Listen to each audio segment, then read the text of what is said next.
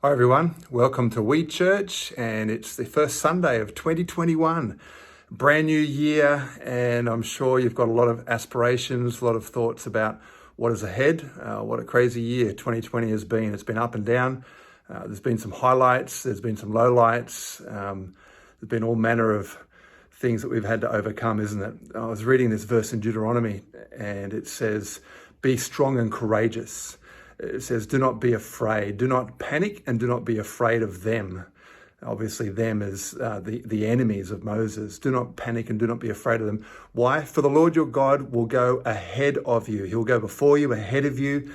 And I started thinking about God going ahead of us, and about panic and about fear and about the situations. I thought, why do I panic? Why does fear set in on us sometimes?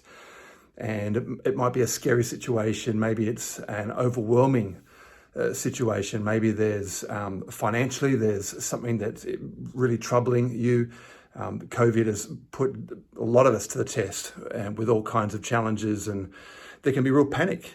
There can be real anxiety. It could be job related, it could be financially, it could be relationships, friends. I know our daughter got married in 2020, and the anxiety levels going up and down of the guest list and who could come and who couldn't come and who we could invite, and the maximum amount of numbers of who you could have in a wedding was going up and down. And we got through fairly unscathed through, in regard to COVID, but so many stories I heard of people, tragic loss,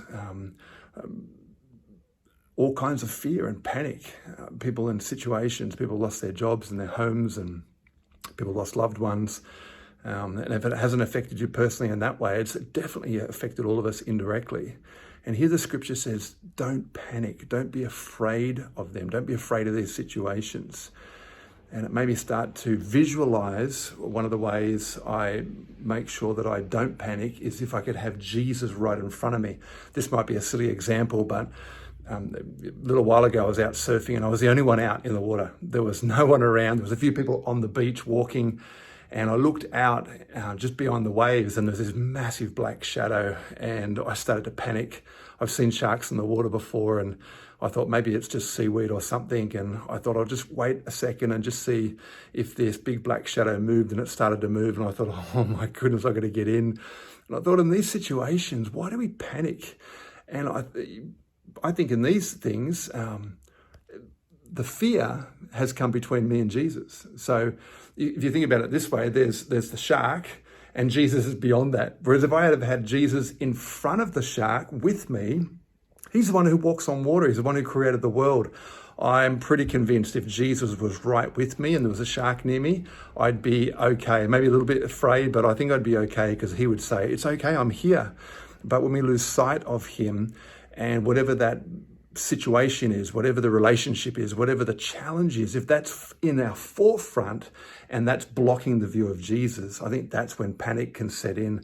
And so I just wanted to encourage you today, and as you think about this week, maybe take a moment and think about challenges and troubles, things that cause anxieties to run a little bit higher than normal, things that make you a little bit afraid or just get your heart panicking. What are those things? Maybe take a moment just to either mentally jot them down in your mind or write them down in your journal, because if you can put Jesus between you and those things that make you panic, I think that's one of the ways that you cannot be afraid. I think that's one of the ways to control fear.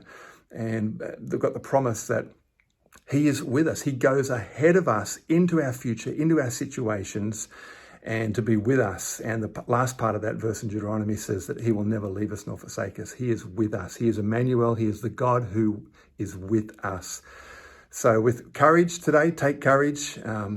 Maybe if there's intimidation, if there's people that are intimidating you, situations are intimidating you, again, I think that what happens is intimidation becomes between us and Jesus. But if we can bring Jesus close and intimidation on the other side, I think that's when panic starts to lose its grip and its hold. So why don't you discuss together, if you're with some people, about some of the ways that you can overcome panic and fear, and what it really means to keep Jesus close and at least between you and those problems. God bless you.